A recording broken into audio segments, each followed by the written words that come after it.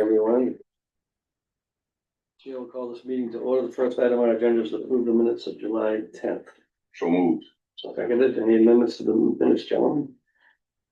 Not hearing any. All those in favor of adoption, indicate by saying aye. Aye. Those opposed, the vote unanimous. Let's move on to item 3, if we could. That would require you to walk across the street, Oh, so okay. I thought we'd do item 2 first. All right, okay, all right, That would be okay, all right. cause that way we Because wouldn't if I have to gotta go go, for a well, walk. we wouldn't have to go back and forth. Right, okay. All right, let's do item 2 then. What do we got? Brian, you had pointed out to Dee some concerns, that are up and coming regarding maintenance at Riverside. There are a lot of up and comings, some of which are a lot of hardware for the heating systems are at the end of the life stage. A lot of plumbing issues. I made a small list. We have some structure issues and some roofing issues that all need to be addressed. Just everything's getting to the end of its lifespan. Yep. And it's gonna need to be addressed fairly quickly in the next couple of years. One of the biggest things, Mr. Chairman, is that we're losing our ability, on one of the units to, for the alarm bracelets to be activated, and we can't get parts for it. Remember we installed that Yeah. system like 30 years Yeah, a long ago, time ago. and we found that one of our wandering residents, who's confused. We stopped her a few times from wandering out of the building, which surprised us because she had She had an a active bracelet, and we found that one of the units, Unit 4. Unit 4, the bracelets are no longer effective. So that might be a problem with the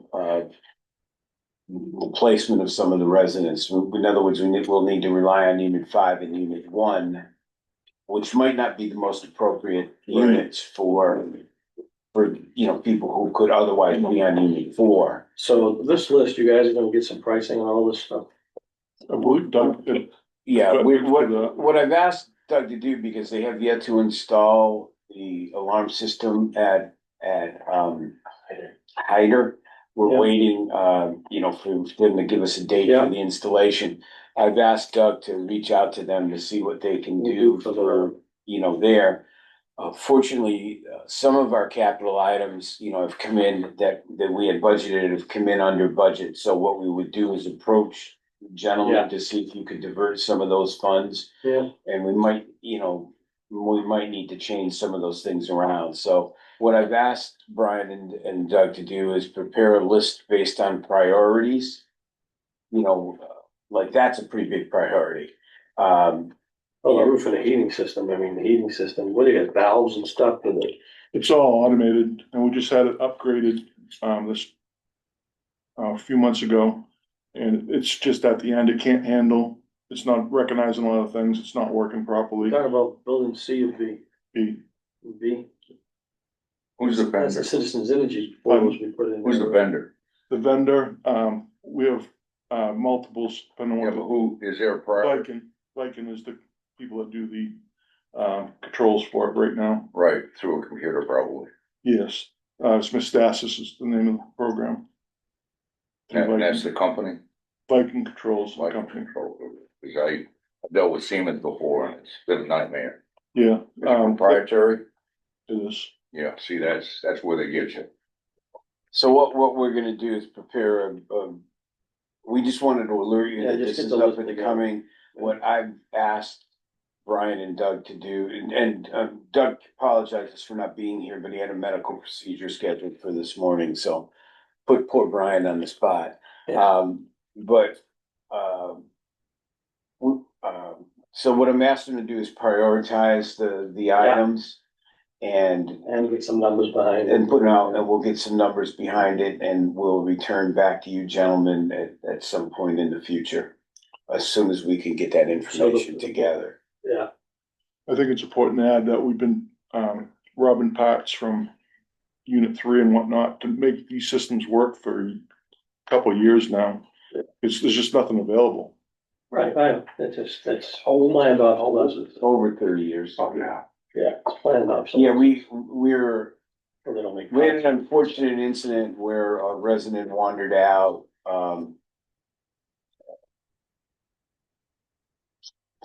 over 30 years ago. I mean, we found her, but I mean, it made us realize that we needed, it's kind of, the alarm system is kind of opposite of what you have in a fancy clothing store, you know, where if you walk out with a button, you know, the alarm goes off. In our case, they wear the button, which is actually like a wristwatch.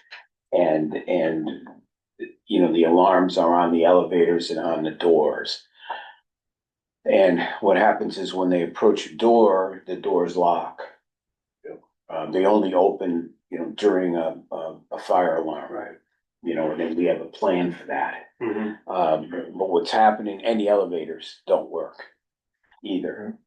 So we have a plan, but the signals, we're just not able to get the signal on unit 4. So as an example, earlier, we had to transfer a resident to unit 1, which is obviously not the ideal location. So I think that'll be our highest priority. And when I come to you, I'll also come to you with where, you know, where there is a possibility for us to take money from somewhere else. Yeah. Right. The other thing that's happening right now too, that I was just alerted to yesterday by Paul Kapreski, is that the state police are upgrading their system for spots. Yeah. And forcing everybody that has a spots terminal to have the same or similar firewalls.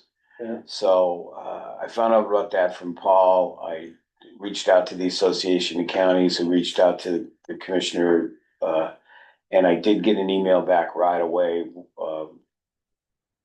with the reference to the person that's involved, because Paul's not been able to get a response. I forwarded that email to Paul last night when I got it, and I'm sure he's contacting that person this morning. I don't know, it just seems kind of, I'm sorry, I forgot to shut this off. It seems to, you know, be a little unfortunate, because everybody that's got a spots terminal, even the small communities, it's gonna be, I don't know how they'd be able to convert their firewalls to, you know, meet the requirements. Well, they're not gonna be able to go to Walmart and buy what they need. No, Just what they've been doing forever. so we're waiting to get a report from Paul on that, but I just wanted to let you know that was a little bit of an unusual thing. So, Okay. so those are upcoming things. Yeah. I just didn't want you to be surprised when I walked in with a sheet of paper that, you know, spells things So it's out. mostly the control units in building B. I mean, the boilers, I mean, when did we did that Citizens Energy project, like 30 years ago? Yeah, no, it was more than that, because it's one of the first things that I worked on buying out when I got here. So it must have been 7 years ago. Yeah. Because I calculated out for the delegation what it would cost us to, you know, buy them out. I'm trying to remember when we made that deal with Joe Kennedy. Yeah, that was For those boilers. probably close to, that was over 40 years 40 ago, years ago. because it was in place when I got here. Okay. Yeah. So those boilers are old. Yeah, well, I mean, We replaced some of them. we've replaced some of them as we've needed to, Right. as they've leaked. It's not so much the boilers, it's the controllers on it, and that system does entire Riverside. But right now, it's the B building that we're in the most trouble with. How are the boilers in C doing? They're doing, everything's good right now with boilers. Yeah. If you probably remember, we've replaced some recently within the last 5 years, you know, Right. so we feel pretty good about the boilers. You know, we've kept up on it. It's more the control issues, but we'll provide you all the information. Okay. All right. The other thing is, and this building's had a little problems. What's wrong with the roof? It's not the roof, it's not, it's more managing the humidity in the building with the air exchanges, so the engineers are coming today, and I've asked Brian. I think it was today or next Thursday, I'm pretty sure it was today, so. Yeah, I've asked Brian to be upstairs with Jimmy when they do that, with Jimmy's imminent retirement, we need Yeah. to be passing that information along, so. Yeah. Brian will be going up there so we've placed some dehumidifiers in this building to help with that, and I understand that's helped. It has, we had an issue overnight with the cafe And some of the places are a little safety issues, yeah. wet floor and whatnot. So, about that. Okay. All right, well, get the list together, guys. Okay. We'll work that over. All right, get off that with Brian then. We're all set with Brian. Okay. Thank you. Before we leave, Mr. Chairman, I did get permission from the family to announce the death of Paul Dumont, longtime Right. county commissioner, who passed early this morning, peacefully at home, surrounded by his family. I don't know anything about any arrangements or anything. Again, the passing was just this morning about 2:00. Yeah. Well, I had the opportunity to serve with Paul for 30 years. He was a good county commissioner and a great public servant. He was always first to take care of constituent problems. And I learned a lot from Paul Dumont. My first 25 years, minus a few years here and there when he was out of office, I worked for him for all that time. Taught me a lot. Yeah. Yeah. Well, he's in a better place. Was he 95 years old? 95, sir. Yeah. When he turned 90, we formed a parade, because he was so dedicated to Riverside. We formed a parade of residents, in the vans and employees in their cars with decorated windows, and we had them sit outside of his house in Gonick, and we all drove by as a memorial parade for him on his 90th birthday. So he got a real kick out of that. And George and I, his birthday was just within the last month, and George and I bought him a large quantity of his favorite beverage, which was Scotch, Yeah. and we had it delivered to his house. So I always knew I was in trouble when Paul walked in. He would shake his keys, his car keys, he would jingle his keys and throw him on his desk. throw them on a desk. I knew I was in for something. Yeah. Paul was, He let you know how he felt right up front. right up front. Wasn't He pulling any punches with anybody. No, he was a demanding in all the best ways. He was a demanding boss. Yeah. Yeah.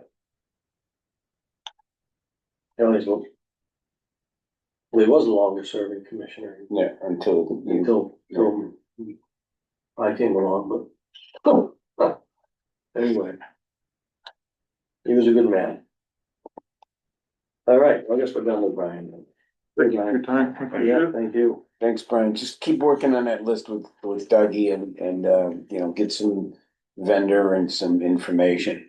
A lot, some of those things we'll need to go out to bid for, but at least we have a basis to work off of. Right. Very good, thank you. Yeah, make sure you guys prioritize that stuff, okay? Absolutely, Thank you. absolutely. Alrighty, we got some upcoming events listed here. We got any old or new business we can talk about? Just one quick of kind of old business, just for the record, the legislature passed a bill to create a study committee to look at long-term care issues. This is not the first time they've done this. They've done this about a dozen times since I've been in office. One of the issues they're talking about doing is putting all home community-based services and nursing home clientele into a managed care system. And we did a report on this 2018. in 18.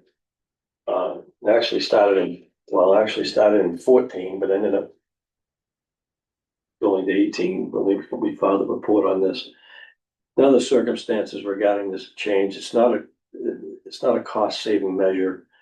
They assume that by putting all these people into managed care, that somehow it's gonna save some money. It costs the county 60 million. Cost and us 60 million. Cost nursing homes in general. Right.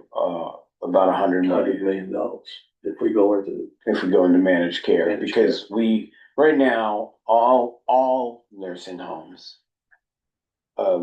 receive money from a federal program called the bed tax. Yeah. And if the nursing homes aren't run through the state and run through managed care, bed tax is gone. Right. Also, the counties receive money, partially because we pay and we receive, called PSP, or proportionate share pool funds, and all that would be gone. So if they went to managed care, they'd be taking over $100 million out of the system. That currently comes from the federal government. Right, right. And it's not part of what, from the best I understand, that's not part of, that was specifically exempted from the Medicaid cuts that Right. was just done by Congress.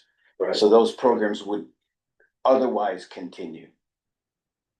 Yeah, so it's confusing to the average person, but the bottom line is they would take $100 million out of the nursing home line item. Well, that would be the hit on the revenue end. So they'd have to make up that somehow, with, where we got 72 nursing homes in the state now. Yeah, right? saying it's 71. 71. Probably half of them would go out of business. That's always helpful. Yeah, and so we've done these reports in the past, and we've looked at the system in the past a bunch of times. But we'll see if the, I mean, I don't obviously think it's gonna go. we'll be presenting that information as the bill works its way through the system. Right. Every so often, people think that they can change the system. Well, yeah, we've confronted the senator who is the prime sponsor of the bill, and they had no idea that, We lose the PSP. And they had no idea of that impact, not only on the counties, but Right, on but all nursing homes. Right. It's basically a way to leverage federal dollars to help us pay our bills. And like I said, it's not saving, it's not money that comes from the state coffers that we'll be Right. saving, it's just all federal money It's all federal money. that we would lose. So maybe we live in interesting times. Hopefully cooler heads prevail. Yeah. Alrighty. Any other old new business? No? Hey, questions from the comments from the public? Morning, Susan. Good morning, George. How are you? I'm okay. How are you? I'm fine. You have any questions for us this morning? Well, I'm kind of curious about what you were just talking about, because that's something that I know very little about, but if they took 100, did you say 100 million? Yeah. Now, if that bill If the passed, bill passed. Yeah, I understand. it would take $100 million of federal money out of the Medicaid reimbursement system. Okay, Which is about, but right, it's probably right around 300 million now.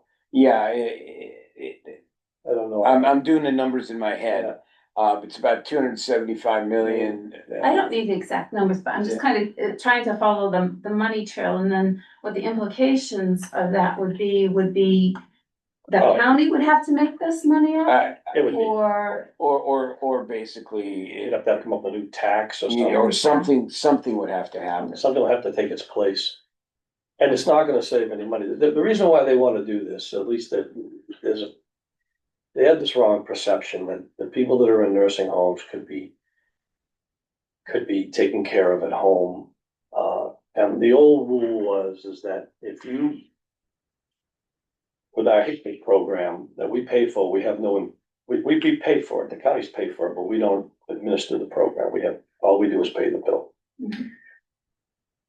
The theory is if someone stays home, the cost of keeping someone home, if it exceeds the cost of institutionalization, then we would institutionalize you. Mhm. We would bring you in to put you in an institution. So if it's if it's $300 a day to keep you home, and it's and it's $200 a day to keep you in a nursing home, then we're gonna transfer you to, the state does this. They transfer you to a nursing home. And all these people have to be nursing home eligible in the beginning. Yeah. Okay, so, what they think is that there's people in nursing homes that can be taken care of at home. Which, that was the case 20 and 30 years ago. Well, we had no home and community-based services 20 and 30 years ago. Correct. We have them today. So the people that we have in the nursing home are much sicker. Now, we used to have people lived in the nursing homes for 20 and 30 years. A lot of them had co-occurring disorders, a lot of them were mentally ill, a lot of them had, other physical problems. And they would stay with us for a long time, but that's not the case anymore. We don't have those kind of people. The people we have in our nursing home today were in hospitals 20 and 30 years. The entire healthcare system has shifted. So, like you had your wife have a heart surgery and, they kick her out the next day. The people that we have in our nursing home today would have been in hospitals 20 and 30 years ago. Yeah. So, A clear example of that is when I first started at Riverside all those years ago, if we had somebody that appeared to be, close to dying, we would send them to the hospital to die. for that. Now, Now. no one No. goes to the hospital to Right, die. right. Everybody will die at Riverside. Example of Paul Dumont dying at home, Right. or dying at the hospice house. None of our, maybe one or two of our residents per year of the 80 or 90 residents that pass from Riverside Right. die in the hospital. And that's purely coincidental, not meant to be intentional. In other words, they had a catastrophic event at Riverside that we couldn't identify, like a severe heart attack or a severe stroke or and we sent them to the hospital because we didn't know what was going on. And then they subsequently passed. Right. But you're talking one or two a year. Yeah. Now Yeah. everybody, Now everybody's, they die Yeah. in place and. yeah, so there's no way, what they've done is ratchet down eligibility to be in a nursing home so badly that people come to us very, very sick. And their length of stay is probably no more than 12, 14 months at the most. That would be the average. That'd be the average, right? I mean, I have 30 people right now in Riverside that are on hospice. Right. So it's not the same facility. It's not, and that facility across the street was never designed for any of this. It was never designed for any of this. It's a hospital. That's what it is. And when we talk about building a new nursing home, what you're really talking about doing now and into the future is you're gonna be taking the sickest of the sick. The poorest of the poor. And the Poorest poorest of the poor, right? Yeah. And that's what we're talking about here, okay? And so people they have it in their heads that we can just build a home for these people and, warehouse them, and it's just not, that's not what we're dealing with. Well, I think some of it, cause I only did half of last Friday. They don't understand the progression of being in your home, then going into something like Covered Bridge Manor and being there. And then eventually, I'm sure that some of those people eventually end up at the nursing home. They do. And they don't understand the whole They don't cycle understand, of life. right, they of don't how understand so- the continuum of aging. There's a continuum of care that's involved there. And I don't think they have an appreciation for it. I think that they think of the old county farm and they think that in these terms that just don't exist anymore. They don't exist anymore. And the legislature will find that out because every time you have a third turnover in the legislature, every election. They have new people that come in who have no institutional memory, and so they think they're gonna change the world, and they're gonna find out that none of this stuff isn't gonna change, because number one, we pride ourselves on not passing taxes. We don't wanna have any broad-based taxes, but our broad-based tax is the property tax.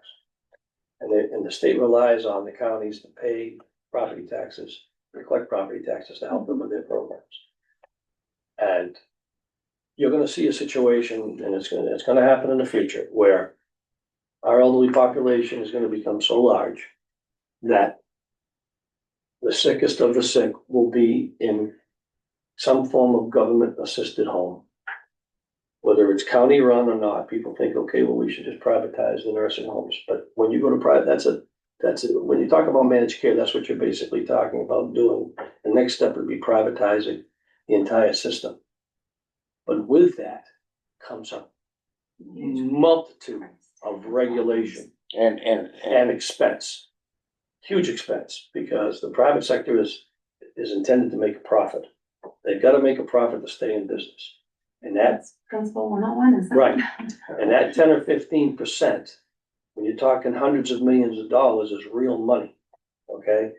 So you can privatize it all, but you'd have to pass rules and laws that required once somebody's assets run out, and as sick as they are, they can't kick them out. They got to keep them there. And what's going to happen is that's going to increase the cost to somebody somewhere.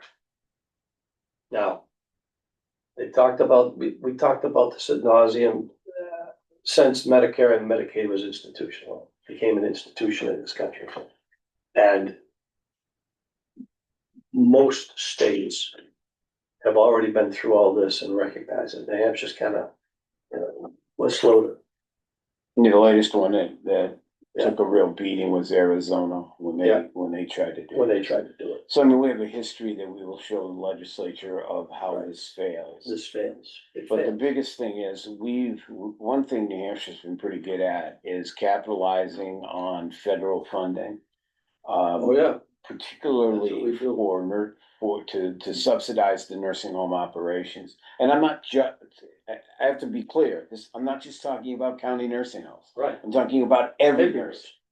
Right. And New Hampshire's been really good at cutting their budget by capitalizing on federal funding. Yeah, we're good at getting somebody else to pay the bill. Yeah, well, it's worked so far. Has there been across the United States any, you say it failed in Arizona and failed here and failed there, has there been any real success story? Not like that we this can that you find. Not that we can find. Because I just think that just strengthens your argument. It just costs more money. It just costs more money. There was a bill in the last session of the legislature, and the bill failed, to do the study. One of the executive counselors works for the private company that created it in Arkansas. That is one of those companies that would bid on this. He's encouraged senators to file this because the bill failed. He's encouraged senators to file it as a study committee. Right. So we'll see if that even passes. Kind of called special interest. Yeah, that subject's been brought up. Yeah, it's been brought up.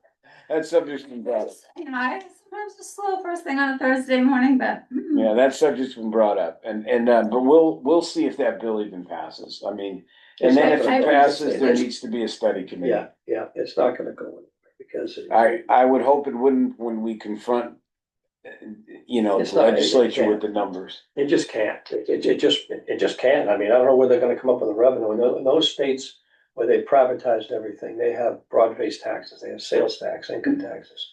They tax everything that walks, breathes, and moves in order to support it. I can remember one time meeting with Angus King in Maine. Now, Maine has every tax there is. Thank you. Okay, it does. It has every tax tax going. And I was on a boat trip with Angus King this was 30 years ago. And George Mitchell was United States Senator in Maine. I went to a fundraiser there, and him and I were talking, and Maine at the time had 100,000 more people than New Hampshire, right next door to us, but they have every tax in the world. The county government in Maine is very, very weak. State takes over and pays for everything. Maine had 100,000 more people than New Hampshire, but they had 90,000 more public sector employees than New Hampshire. 90,000 more public sector employees. That's because they had all these taxes where they had all these pots of money and the government just grows. 90,000. So this is about who pays the bill in the end. Who's gonna pay the bill and how are we gonna raise the money? Okay, and that's what it all boils down to. And next to the education trust fund, nursing home care is the largest line item in the state budget. And right now, the state contributes very little to it, the counties pay for it. So that's that. Thank you for the education. Yeah, no problem. Okay, we got anything else? No, No. just to, We're just gonna go and look at these. yeah, I didn't know if you wanted to say Yeah, something I don't- before we went out. Sure, yeah, either way is fine. If you'd like, we can talk a little bit about the program and Yeah. I have some handouts and then we can head out and look at. Sure, well, yeah, because if we talk about it here, it'll be recorded, Oh, yeah, so that way, Right. you know, more of the citizenry will understand the program, because once we're out there, you know, we won't be able I to, probably own this equipment enough. we probably won't be able to, Then you Spread the word. okay. Oh, you gotta see, put it there. Sure. In fact, I hate the deal on my property I'm buying. Because I love that. It almost fits. you're on. All right, my name is Elena Warren. I'm the manager at the Conservation District. This is Ian Hanley. He's the executive director at the State Conservation Committee. That's the body that oversees the districts and supports them at the state level. So as you may know, we had an event outside across the street on Monday, and I just thought while we have all the equipment parked right there, it would be lovely to tell you about the program. So thank you so much for your time today. Um, we have this equipment rental program. It started in 2012 with the goal of reducing nutrient runoff from farms into Great Yeah. Bay to improve Yeah. water quality. And it's expanded to include other conservation issues like improving soil health and creating wildlife habitat and supporting farms. So a little bit about how it works. We purchase the equipment with grants that we get from private, state, and federal sources. And then we charge a low rental fee for people to use the equipment, and all of that money goes into an account that we just use for repairs and maintenance for the equipment. So it's a lot more cost effective than like a private equipment rental program because we are not trying to recoup the cost of buying the equipment and make a profit on top of that. We're just trying to keep up the equipment. So the program is open to anybody who can use it within a reasonable distance. And we give scheduling preference to farmers in Strafford and Rockingham counties. Yeah, when we head outside, I'd love to show you the equipment and talk about what it does and where we want to go in the future. For now, I'll hand it over to Ian to talk about some of the grant programs that we utilize. Thanks, Elena. As Elena said, my name is Ian Hanley. I'm the director of the New Hampshire State Conservation Committee. The SEC has statutory oversight responsibilities over our 10 county conservation districts. So large part of my job is helping to support the districts in their programs. And so I just want to talk about a couple of the opportunities that Elena and the district have done a great job of utilizing in order to help build this program. The first being the Moose Plate Grant Program. So it's fair to assume everyone's familiar with our moose plates. Yeah. So, the SEC gets 20% of Moose Plate revenue every year, which we put out in a grant program for conservation projects and other land conservation efforts. One of the eligible expenses is equipment rental. And so Strafford County has done a fantastic job getting a handful of these pieces from Moose Plate programs over the year. How much is the amount? So it's varied over the years. Right, this upcoming grant round is gonna be $35,000 per per application, not per per applicant, but per application. So we do occasionally have situations where a district would apply for a piece of equipment and then also have a conservation project, you know, something else that they're doing. Some habitat restoration work, something like that. So it's not unheard of for districts to apply for multiple grants in a year. And so, yeah, generally these pieces of equipment that they're looking at are, you know, $30,000-$40,000 pieces of equipment that would be financially limited to a lot of the farmers. And so there's a number of pieces out there that have been funded through the Moose Plate program. One thing that I think Strafford County has done a really great job of over the last few years is using public input to determine the direction of pieces of equipment that have been applied for. And so every year the districts do what's called a local work group, where they get public input from farmers in the county about priorities, events, outreach, other things like that that the district should be working on. And that has been utilized by Strafford County to guide which pieces of equipment have been applied for. And then last year, the Department of Agriculture had a good sized pot of ARPA money that was left over that we were able to get $580,000 worth of for rental equipment across the state. And pleased to say that Strafford County actually got the largest chunk of that, got $160,000 worth of equipment from that program. Some of that is sitting across the road. So what I really want to highlight is just the work that Elena has done to really make this program robust, having a lot of pieces. It's the biggest program in the state and has shown a ton of benefit to farmers. And back over to you. Thank you. Congratulations. Yeah, Thanks. Yeah, the funding was very exciting. Yeah, so we're very pleased about that. how's the demand, how's the demand been? I know when we first started this, we've been looking at, you know, nitrogen, you know, quality in the rivers, and the EPA was requiring the cities to spend a lot of money to upgrade their treatment plants to, you know, cut down nitrogen. And I know Dover went through it, you know, it's $30 million they wanted us to spend on great overload. So that's when we first came up with this idea about helping farmers, and, you know, Sure. Yeah. fertilizing their land and using the right fertilizers and such. Yeah. Yeah.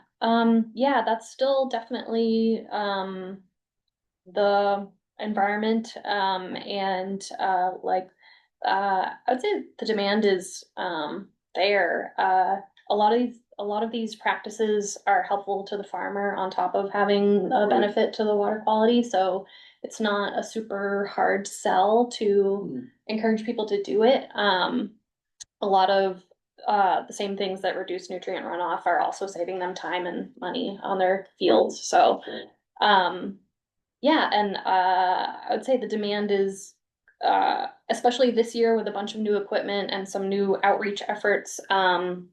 A lot of different people are reaching out and asking questions about the equipment. Every time we get new equipment, it brings in a new group of people. Yeah, so. Right, depending on the nature of the equipment and what they have for size of Yeah, yeah. fields. And So the chart on the handout that I gave you, it is the number of users, and you know, it's not really showing like a super clear upward curve, but I think that's really mostly because a lot of farms are disappearing. You know? yeah, and the last couple years have had really pretty terrible weather conditions for being able to get out on your fields and do extra things for your farm. The fields have been like really wet, and seeds are expensive and that sort of thing. So it goes up and down. But based on how this spring has gone, I think this year's going to be a lot of users, and future years, I think more. So yeah. I'll add that I think what you'll notice outside is that a lot of the newer pieces are smaller.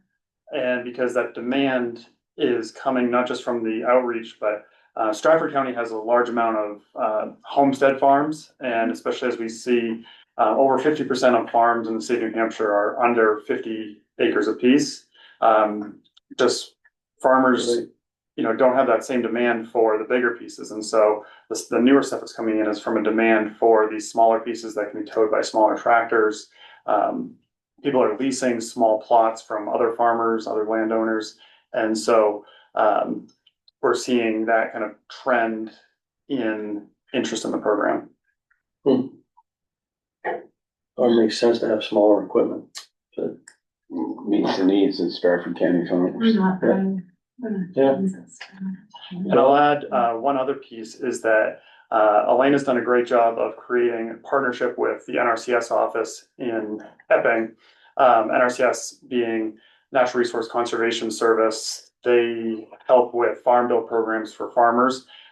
This program has been really integral in helping to make a lot of those practices that NRCS will fund doable, because they're saying, okay, you need to do X, Y, and Z as part of, to get this funding from Farm Bill.